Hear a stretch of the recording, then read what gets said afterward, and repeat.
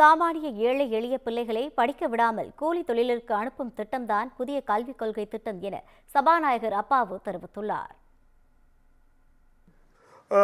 PM Shri fund, PM Shri கல்வி நடத்துகிற பள்ளிக்கூடம் அப்படின்னு சொல்லி அந்த பள்ளிக்கூடத்தில் 1லிருந்து 5 வரை தமிழ் படிச்சுக்கலாம், தாய்மொழி.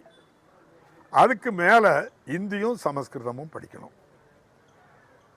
இது உங்களுக்கு எப்படி உங்களுக்கு புரியுதோ புரியலையோ எனக்கு தெரியுது. இது நம்முடைய தமிழை அழிக்கைக்கு அவங்க வெளிப்படையாக என்ன சொல்கிறாங்கன்னாக்கி இந்தியை ஏன் இன்னொரு மொழியை ஏன் கற்றுக்கொள்ளக்கூடாது, ஏன் படிக்க விட மாட்டேங்காங்க. அப்போ இந்த பிஎம் ஸ்ரீ பள்ளிக்கூடம்ட்டு ஒரு ஸ்டிக்கர் 300 பள்ளிக்கூடத்தில் ஒட்டிட்டு 60% சம்பளத்தை ஒன்றிய அரசும் மாநில அரசு 40% தரும். எப்படி கடந்த அக்டோபர் மாதத்திலிருந்து 100 நாள் வேலை திட்டத்துக்கு 60% ஒன்றிய அரசு தரணும், அதை நிறுத்திட்டாங்க. எப்படி சர்வ சிக்ஷா அபியான் அனைவருக்கும் கல்வி திட்டத்துக்கு 60% தர வேண்டிய பணம் 2152 கோடி ரூபாய் தரல, நிறுத்திட்டாங்க. அதே போல் இப்படி ஸ்டிக்கரை ஒட்டி அந்த பள்ளிக்கூடத்துக்கு 60% நிதியை தாரேன் அப்படின்ட்டு சொல்லிட்டு இது போல் நிறுத்திடுவாங்க.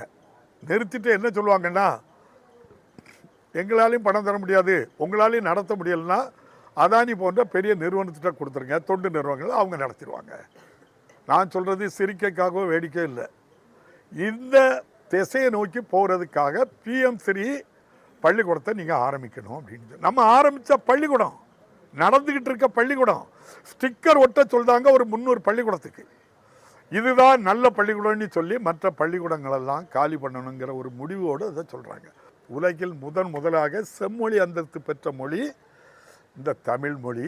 இதை அழிப்பதற்குத்தான் இந்தி படிக்கணும் அப்படிங்கிறது. இந்தியை 3வது மொழியாக கற்பதற்கல்ல, இந்தியை மட்டும் படித்து தமிழை அழிக்கிறதுக்காக பண்ணுறாங்க.